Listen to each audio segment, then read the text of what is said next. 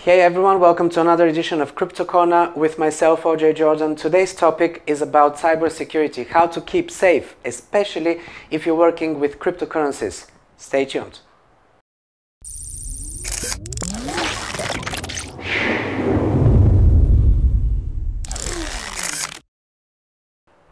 Online hacking and cybersecurity in general is quite a sensitive topic. There's a lot of reports on Bitcoin and other cryptocurrencies being stolen pretty much on a weekly basis. Just a few days ago, we had this article, which is a new study by the Anti-Phishing Working Group that claims that more than $1 billion worth of cryptocurrencies have been stolen since 2017 in the space of just a year. And before that, we've seen a lot of big hacks happening on some of the biggest exchanges. Notoriously, one of the biggest hacks in Bitcoin history was the Mt. Gox exchange hack, which was to the extent of 850,000 Bitcoins. At the time, estimated at roughly $450 million worth.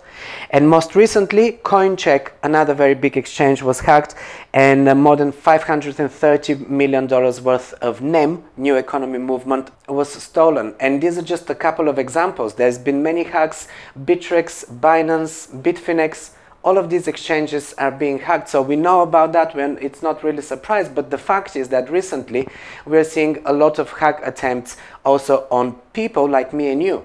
Not long ago, Steve Wozniak, the Apple co-founder, was reported to have more than $70,000 worth of Bitcoin being stolen from him, and we're seeing more and more of these reports. I'm not going to go through all of them. The reality is that Bitcoin and cryptocurrencies are very attractive to hackers, mainly because of the fact that the transactions are irreversible. So you can't really claim, you can't really have a refund once you get your Bitcoin stolen. So what can we do in order to avoid these hacks? Let's first see what are the threats. Well, most notably, one of the biggest threats is spam. Pretty much everyone knows about spam, but I must mention it because it is the #1 threat, because through spam you risk getting a malware installed on your computer, or all kinds of malicious spyware. This is what malware means. You have not only viruses, but there's also Trojans and worms and rootkits. You can get phished. You can get to a farming website where that looks exactly identical, the same as the original website, but it is a fraudulent website. And sometimes even through searches, you can get onto a phishing website that looks identical to the original website. So that's another thing that I'm recommending not to do, is just go to a website through a Google search. Ideally, you should be having a link to the website that is coming from a trusted source. For instance, if I want to go to the website of a coin, what I would usually do is find their Twitter account, or maybe not even Twitter. You can go to coinmarketcap.com and you can find the official website for that coin, so you can make sure that you're going to the genuine website rather than doing a random search. Because when you do a search, especially on Google, on top of the search, often you will get the sponsored results. So make sure that once you go to a genuine website, if it's a website that you will be accessing more than once, bookmark it in your favorites, store it in a folder or somewhere so that you can access it directly from that link next time instead of having to search for it. Or you can find the Twitter account of said coin, and you can go to their website from that Twitter account, but make sure that you are at the genuine Twitter account, because that's another threat. And spam these days is not only in our emails. Unfortunately, spam is everywhere. It's on social media. We get spam through Facebook Messenger. I get spam on Instagram as well, even on Twitter. So this is, it's very important to avoid spam, not to open any messages that come from unconfirmed source or someone who you don't really know. Spam is even on our mobile phones these days. I'm getting spam on WhatsApp and Telegram and even on messages, because people are getting hold of your phone number from WhatsApp group or Telegram groups or any other places. This is another big threat. People are getting hold of your phone number and they start spamming you directly, and it's very likely that that we're not going to pay attention to intrusive spam like that comes directly to our messenger or our WhatsApp or something like that. But with email, I'm still seeing a lot of people opening email spams and kind of falling for the scams out there, because there's many spam mails, that phishing spam mails that come from a trusted source like your bank account or PayPal or eBay, Amazon, websites that we are using quite often on a daily basis. What they're doing is they're basically trying to send you to a fake website or a link that will just automatically install some malicious software in your computer, and from that point on your accounts can be compromised. And as if spam is not enough of a threat, there's also cryptojacking. I reported about this in a separate video. You can see it linked above here. Cryptojacking, as we can see in the latest report by McAfee Group, it is on the rise. It involves hijacking the processing power of unsuspecting internet browsers in order to mine cryptocurrencies on the background, which is typically an energy-intensive process. The reports for cryptojacking have increased by more than 629% in the first quarter of this year, and it seems to be an ever-growing trend, even though there's been many attempts for that to be suppressed. Most recently, Google decided to block all kinds of extensions that are related to mining Bitcoin and other cryptocurrencies. That was just one step to reduce the cryptojacking attempts. And also there is an extension that you can download called NoCoin. You can see it right now on the screen. This is an extension for Google Chrome. So if you are using Google Chrome, it will protect you from having your computing power hijacked on the background. It will alert you if that website is trying or attempting cryptojacking of your computing power. Also, Epic Browser has an integrated feature, so it will also alert you or block any kind of cryptojacking attempt. So cryptojacking is a growing threat. It started with people hacking company computers, business computers that have a lot of power and everything. We've seen even the companies like Tesla and Aviva falling prey to cryptojacking. But most recently, there's been a lot of applications that allow people to hijack even your mobile phone computing power. So cryptojacking is one of the big threats online.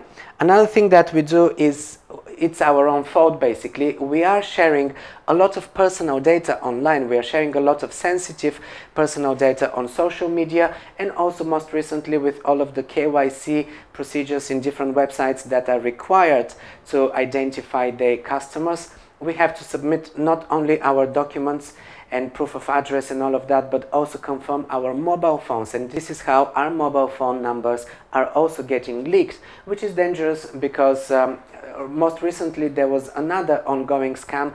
I reported about that. People pretending to be calling you from Coinbase because they know that Coinbase is one of the biggest exchanges worldwide, and they were especially targeting American customers, people who are most likely to be using Coinbase, especially people who are working with cryptocurrencies.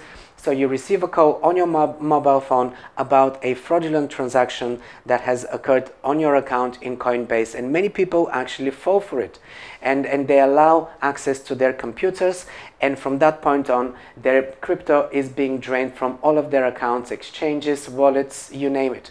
So very dangerous to be leaking your phone number and to be exposing your phone number to strangers. This is why I'm recommending for you to really keep your phone number safe and hidden. If you don't have to use your phone number for confirmation of something, then don't give your full or your true phone number. Also, some more mistakes that we do are the fact that we are using the same login details for different websites, sometimes even the same password, same email, same password, multiple websites. It's really not a good idea, because what's happening is once any of these accounts get compromised, one of these accounts needs to be compromised, and then the hackers can start trying the same login details for other websites. And if you are using the same login details for other websites, then you're having multiple accounts being compromised just because of one account being compromised. And I know that firsthand, because I had a hack into my email, and once they got hold of my email and my password, I was using the same email and same password for payment processors like PayPal and Payza and Payer. So it's really not a good idea to be using the same login details and the same password for multiple websites. One of the things that I would recommend is to use not only different passwords for every website, but also use really difficult passwords. A lot of websites are allowed to have more than one word in your password, so you can actually have 2 or 3 words. You can make it as a sentence or a phrase, and when you have spaces between the words, it really makes it more difficult for that password to be cracked. And also you need to have capital letters and small letters, combination of those, and special characters like comma, colon, the email sign, or question mark, or any of these, because that really makes your password more secure and more difficult to hack. Also, don't open suspicious links, even if it's a link coming from a friend on Facebook. If that friend doesn't say anything about the link, you don't have a warning that that person is sending you a link to something that is really important, then it's better not to open that link. Speak to the person, ask them, find out what is that link before you open it, because sometimes people get their accounts hacked and then someone is sending malicious spyware via links, exe files, videos. You know, there's many ways to import a malicious software into your computer. So opening links from strangers or even from friends without a warning, it's dangerous for you. Don't do it. Another threat is logging into sensitive accounts like finance-related accounts from a non-secure Wi-Fi hotspot. For instance, at airports or cafes, or public Wi-Fi hotspots that are not private, that are not secure, even if they have a password. If they're public, that means that many people would have access to that network and that password. Therefore, it's not very secure, because you can compromise your details, especially from your browser. If you are, and that's another mistake that we do, if you are saving your login details in your browser, like Google Chrome or other browsers that save your login details, if that browser gets hacked, then your login details will be compromised as well. Websites that are related to finance in any way, like exchanges or wallets or any other websites where you have anything to do with money, don't save these login details in your browser, because as safe as it is today, you never know what could happen if someone gets into your browser and manages to hack your browser. Also, you can use safer browsers. For instance, there is a browser called Epic or Brave. These two are browsers that immediately delete cookies after you close the websites. They block a lot of unnecessary cookies on top of that, and also they have Epic, for instance, has an integrated ad blocker and a lot of other features like hiding your IP address and things that you should really do in order to protect yourself and to minimize the risks about online security. So Epic browser is definitely one of the top browsers that I'm using, but of course I am using Google Chrome because there's many extensions on Google Chrome that I can't really get on Epic or Brave browsers. That's why I keep using Google Chrome. And what you can do if you're using Google Chrome, you can clear your cookies regularly. This is a must. I mentioned the NoCoin extension for Google Chrome. This is one of the tools that you can use in order to prevent yourself from being cryptojacked. There's also another extension that you should be using. It's called Kryptonite by MetaCert, and this is an extension that will notify you if you are on a farming website.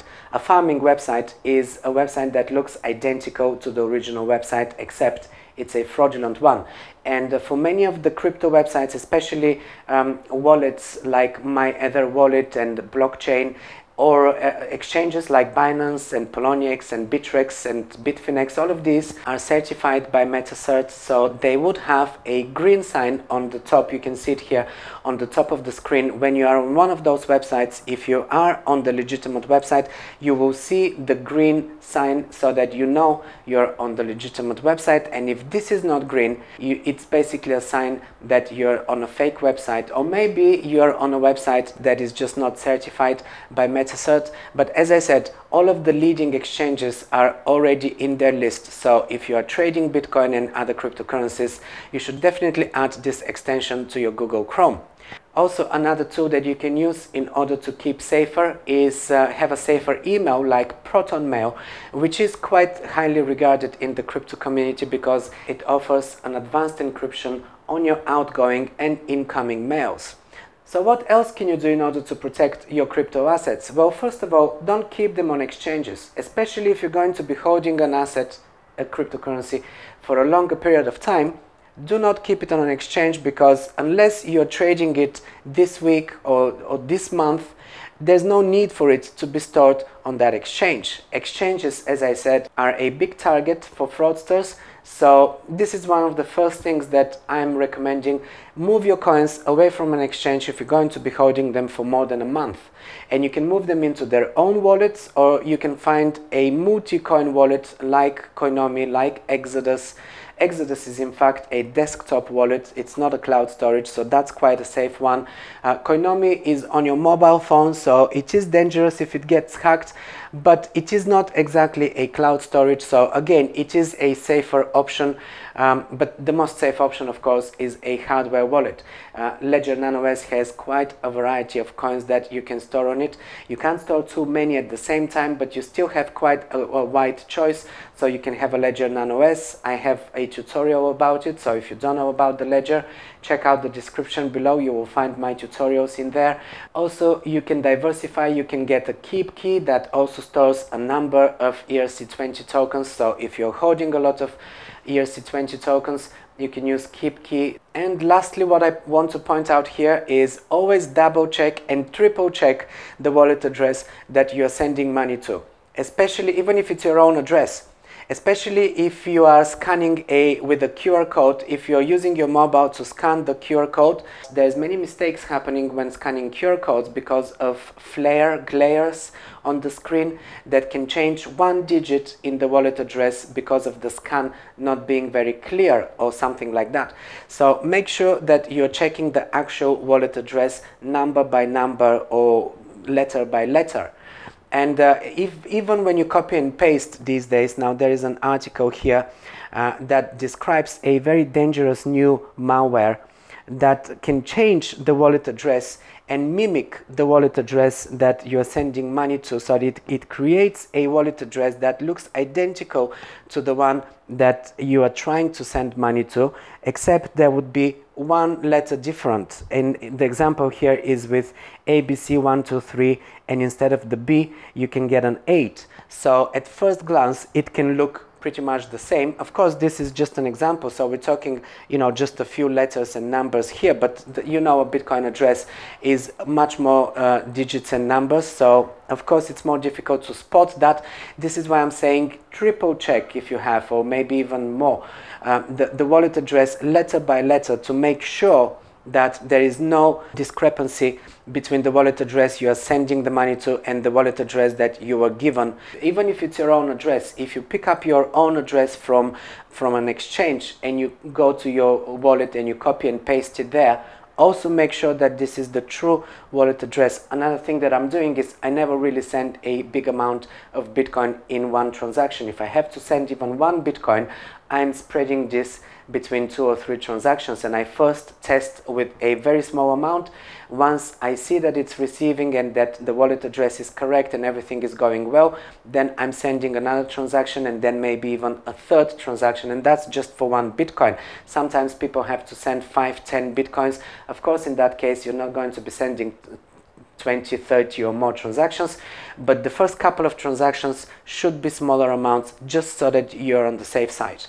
So these are my tips, and these are the tools that I'm using in order to reduce the risks while browsing online and being less vulnerable to hacking attacks. It's always a good idea to avoid cloud storage as well. I avoid cloud storage for documents and sensitive data. Of course, we are using Google Drive and Dropbox and many other, maybe Apple Cloud, many other cloud services. But you should only be keeping stuff there that you don't mind losing or you don't mind being compromised. Certainly don't store any documents. Try to store things on USBs away from your computer. And another thing with passwords, because I mentioned you should really have a difficult password and a different password for every website, I know it's going to be impossible to remember all of these passwords once you start changing them, even if you're using pretty much the same password with 1 or 2 letters difference at the end or something like that. You won't be able to remember for 30, 40, 50 different logins. So for that, I'm using a paper where I'm recording all of these passwords so that it is not stored on my computer.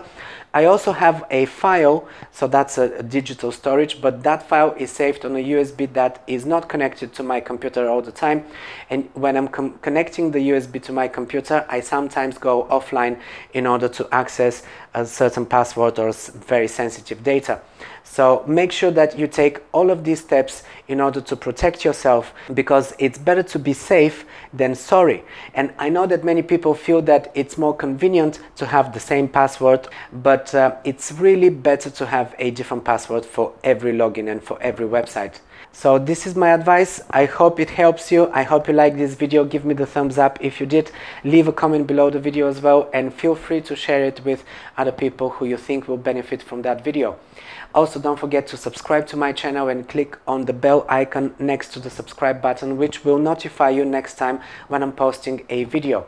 Thanks for watching until the end. I hope you like the content, and I'm gonna see you in the next one.